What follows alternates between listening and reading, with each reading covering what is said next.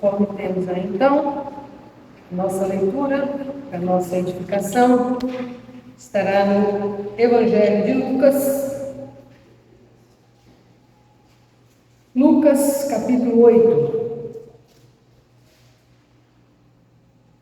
Lucas capítulo 8, versículos 26 até o 39. Lucas capítulo 8, versículos 26 a 39. Os irmãos podem me acompanhar nesta leitura. Jesus e os discípulos chegaram à região de Gerasa, no lado leste do lago da Galileia. Assim que Jesus saiu do barco, um homem daquela cidade foi encontrar-se com ele. Esse homem estava dominado por demônios. Fazia muito tempo que ele andava sem roupas e não morava numa casa, mas vivia nos túmulos do cemitério. Quando viu Jesus, o homem deu um grito, caiu no chão diante dele e disse bem alto: Jesus, Filho do Altíssimo, do Deus Altíssimo, o que o Senhor quer de mim? Por favor, não me castigue. Ele disse isso porque Jesus havia mandado o espírito mau sair dele.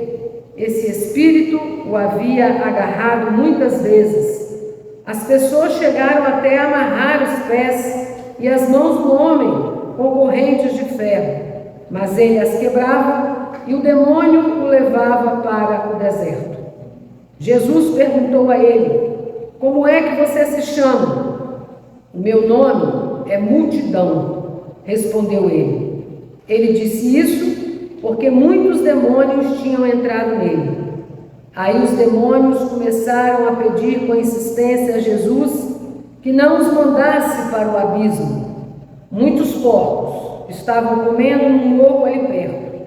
Os demônios pediram com insistência a Jesus que os deixasse entrar nos porcos e ele deixou.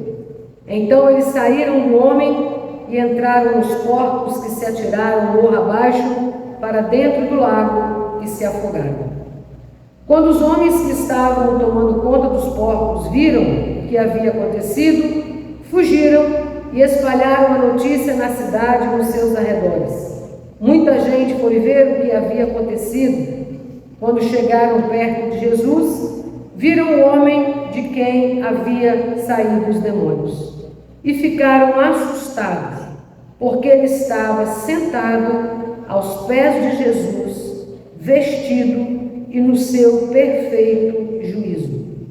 Os que haviam visto tudo contaram ao povo como o homem tinha sido curado.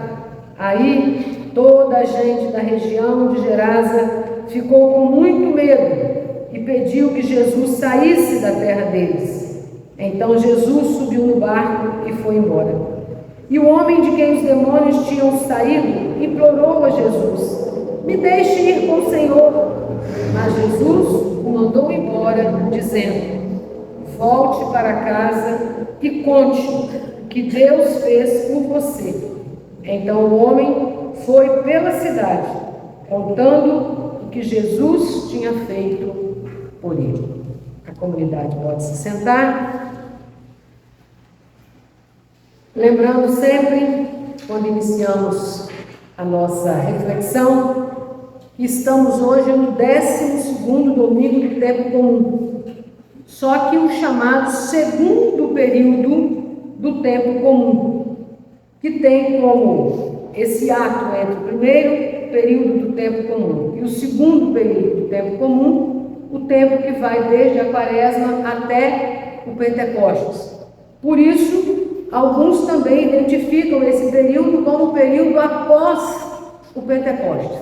Então, alguns calendários litúrgicos você pode encontrar que o domingo de hoje é o segundo domingo após o Pentecostes. É porque nós estamos, então, se nós olharmos ali, eu sempre peço a vocês que olhem a nossa figurinha ali, que ali vai estar certinho. Primeiro período do tempo comum, segundo período do tempo comum, e entre esses dois períodos, Quaresma, Páscoa, terminando com o Pentecostes. Então, só para a gente sempre situando que a nossa fé, ela também é organizada, vamos assim dizer, por a gente nos colocar nesse contexto litúrgico, que toda a cristandade, né, nos ajuda a ser inseridos. Então, nosso calendário litúrgico nos ajuda a perceber que em outras comunidades cristãs também o mesmo texto está sendo refletido, o mesmo tempo está sendo vivido, e a gente amplia um pouco e fortalece, mais do que ampliar, a nossa unidade, que nós cantamos tanto aqui no nosso culto, né? Mas o que essa reflexão e esse texto hoje pode trazer para nós? Esse texto que nós acabamos de ler é um belo testemunho de salvação e de fé. E ele acontece após um poderoso encontro. Esse poderoso encontro acontece quando Jesus encontra um homem dominado por uma multidão de demônios. Mas mais do que isso, nos revela o alcance universal da graça de Deus.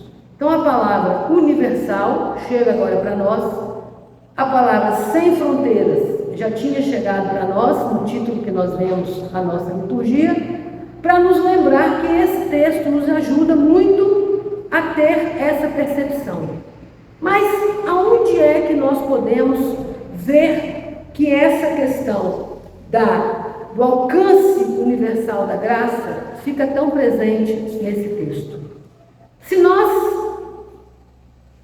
lemos um pouquinho antes, nós vamos ver lá no versículo 22, que diz assim, certo dia, Jesus subiu num barco com os seus discípulos e disse, vamos para o outro lado do lago. Então, Jesus está na Galileia e vai atravessar para o outro lado. Significa que era uma região agora, uma região pagã. E aí então nós vamos começar a perceber essa questão do alcance universal da graça. Jesus, no seu ministério, ali na Galileia, agora pede aos discípulos que atravessem para o outro lado. É assim que nós vamos costurando essas possibilidades de percebermos uma salvação sem fronteira e esse alcance universal da graça. Jesus, como todos sabemos, era um homem judeu, realizando seu ministério, curando e fazendo milagres na região da Galileia. Mas ele resolve cruzar fronteiras e dirigir-se para a região de Gerasa, no lado leste da região da Galileia, em direção à terra dos Gerazenos, uma terra estrangeira e de cultura pagã. Mas Jesus vai lá. Jesus quer ir lá. Mais do que isso, Jesus não só vai, ele quer ir. Tanto que ele pede isso, né? Vamos para o outro lado. Então não foi só uma questão de conjuntura. O barco desgovernou, meu Deus, e parou numa região pagã. Não, foi um desejo de Jesus. Jesus quis ir àquela região pagã, uma região diferente, uma região também colocada à parte. E Lucas faz questão de registrar isso. Não foi simplesmente por acaso, foi uma tomada de decisão por parte de Jesus. Reforço que é uma coisa que ele, inclusive, pede que os discípulos façam. Passemos para outra margem. Então, temos que essa escolha de Jesus de ir aos gentios já é por si uma lição para nós. Jesus rompe barreiras religiosas. Jesus rompe barreiras culturais. Jesus rompe barreiras sociais. É um aprendizado que nós podemos começar a ter com o próprio Jesus e ver nele essas ações que nos inspiram também. Mas existe também uma coisa que é muito importante. Para os judeus, aquela região pagã era uma região de gente realmente impura, pecaminosa, a qual eles deveriam ficar longe, né? E Jesus então vai ao encontro dessas pessoas. E é também uma lição para nós. Quem são as pessoas que às vezes nós consideramos pessoas que precisam estar longe de nós, que precisam estar afastadas de nós, e meramente pelo nosso julgamento? E nós julgamos e dizemos: aquelas pessoas precisam estar afastadas de nós. Jesus, ao contrário, vai ao encontro dessas pessoas. E aí, o primeiro com quem ele se encontra, quando chega na região de Gerasa, é um homem possesso. E mais do que isso, um homem que não, no conceito judaico principalmente, não estava só excluído, né, por uma questão cultural, por uma questão pagã. Ele ainda tinha essa questão de estar possuído por um demônio. Então, só de habitar a região, ele já seria um excluído. Além de ser um excluído por um julgamento, ainda, mais ainda, pela questão de estar possuído. E era, então, um representante ao máximo daquilo que a gente poderia chamar da exclusão. E era um representante que, se a gente for ver, ao máximo da antivida. Aonde que esse homem vivia? Que o texto falou. Esse homem vivia nos cemitérios. Aonde que é o lugar do maior retrato de antivida? No cemitério.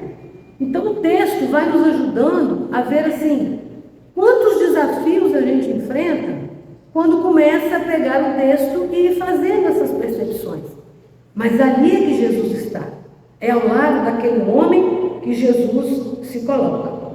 É então a esse homem que Jesus vai oferecer libertação. É a esse homem que Jesus vai oferecer dignidade.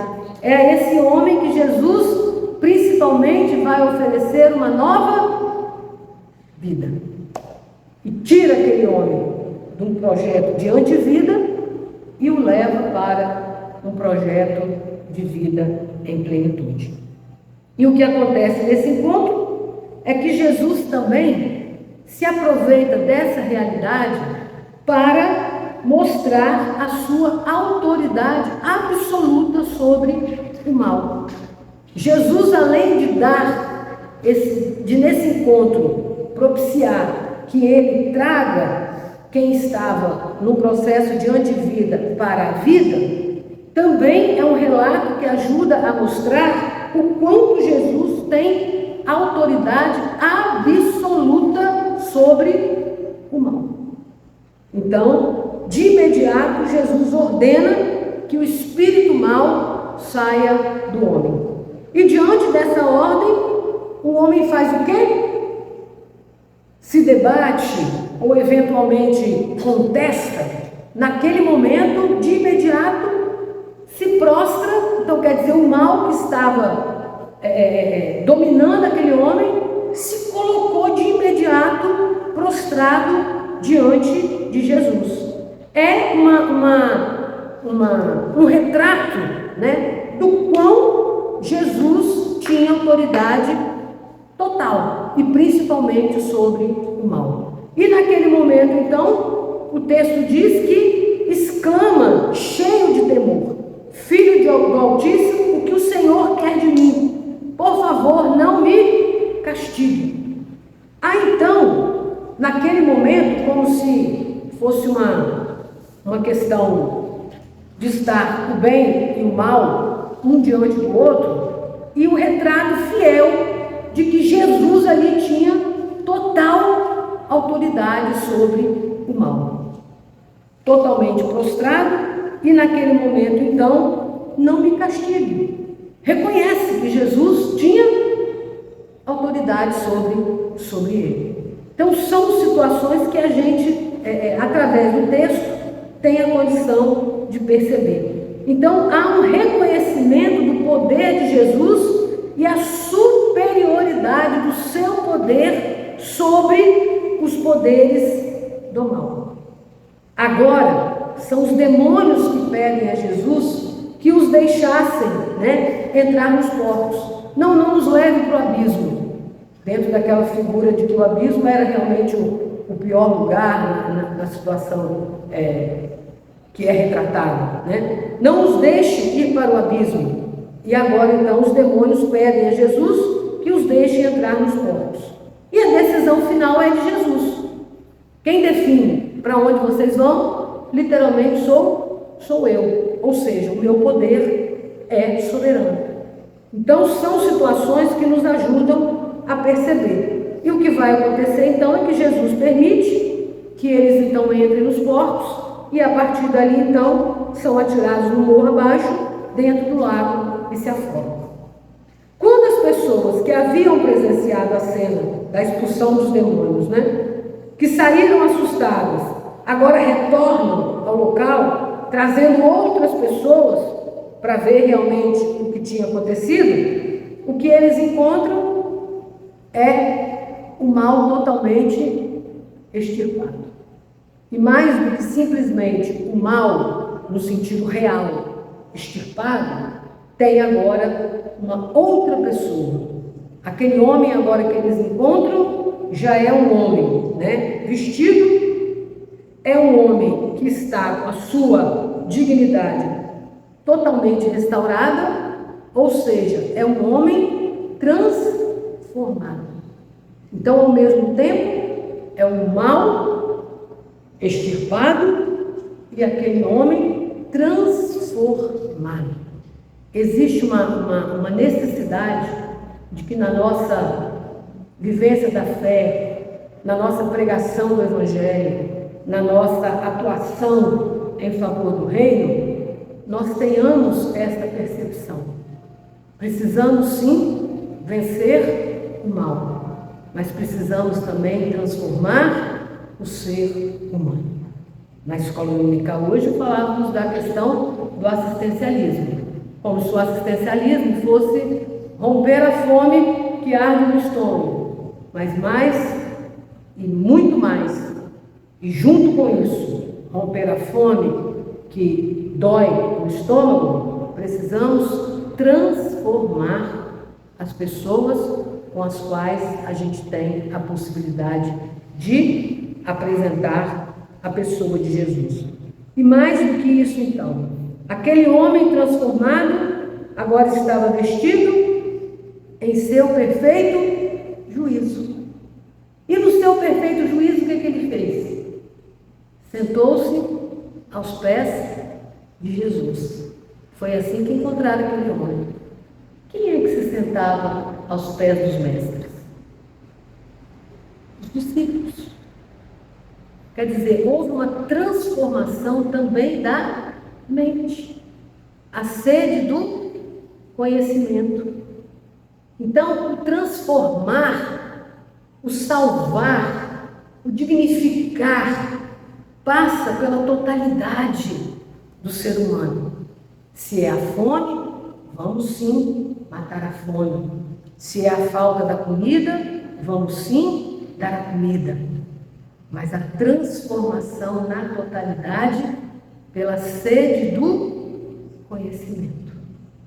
Essa verdade, o que é o conhecimento para nós cristãos, Essa verdade que nos é revelada no Cristo Jesus. E é ela que liberta.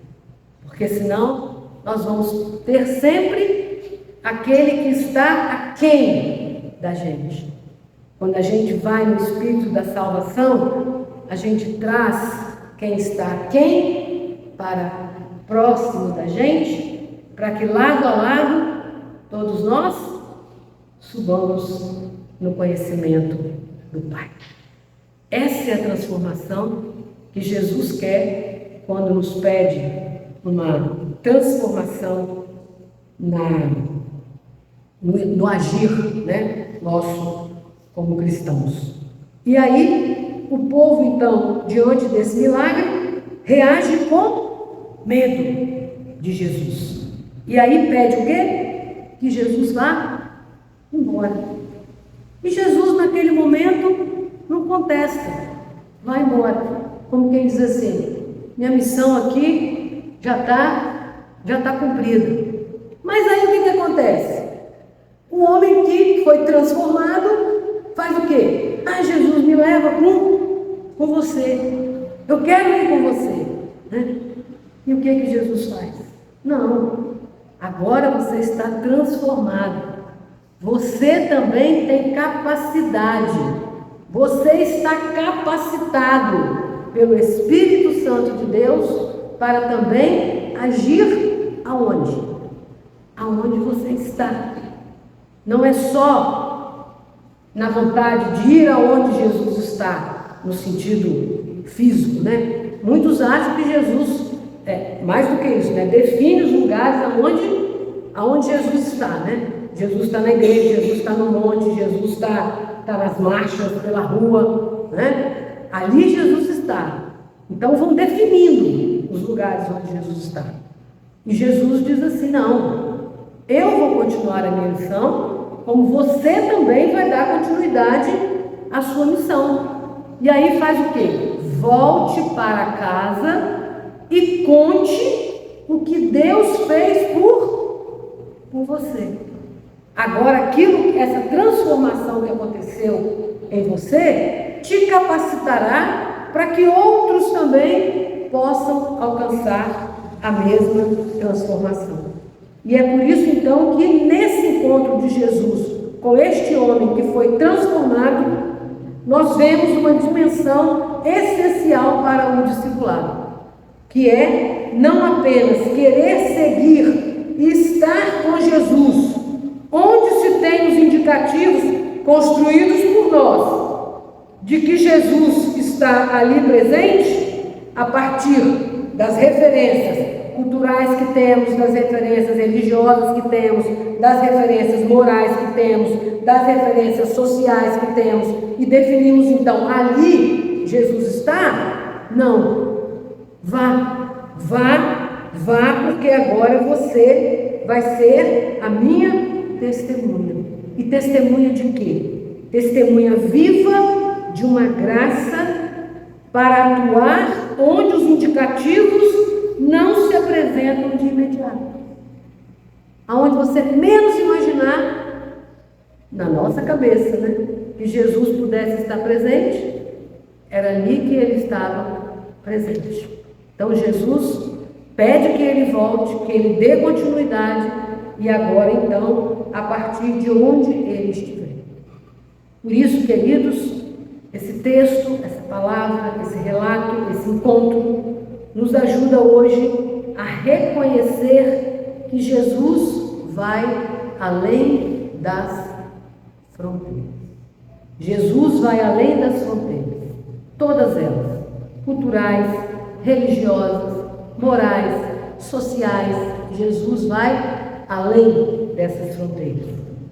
Também nos convida a esse encontro para que pensemos e reflitamos que aceitar essa restauração total que Jesus oferece, inclusive àqueles que julgamos irrecuperáveis, inclusive a esses, que nós derramemos pelo Espírito como cantamos, que nós abramos o coração como cantamos, que quebrantemos o coração como cantamos, para que nós tenhamos uma percepção de que a restauração que Jesus oferece pode sim atuar naqueles e naquelas que nós julgamos irrecuperáveis. Não desistir do ser humano nunca. Crer que Jesus ali, essa restauração atua. E cabe a nós vivermos como testemunhas que Deus tem feito por nós, mesmo em lugares onde Jesus é rejeitado.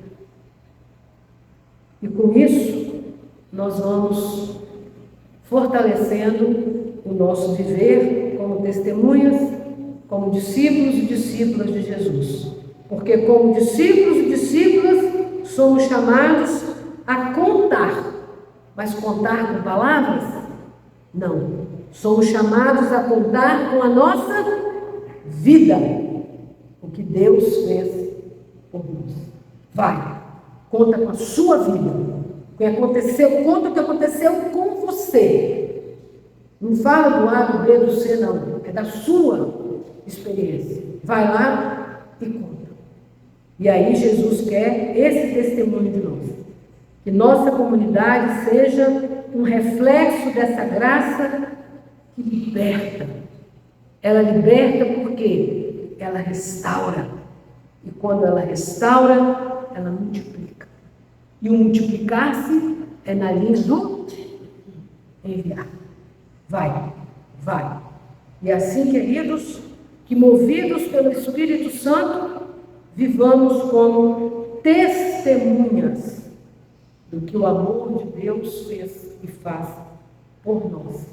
E que nos leva a dizer isso a todos, a todas, sem nenhum tipo de barreira, sem nenhum tipo de pré-julgamento.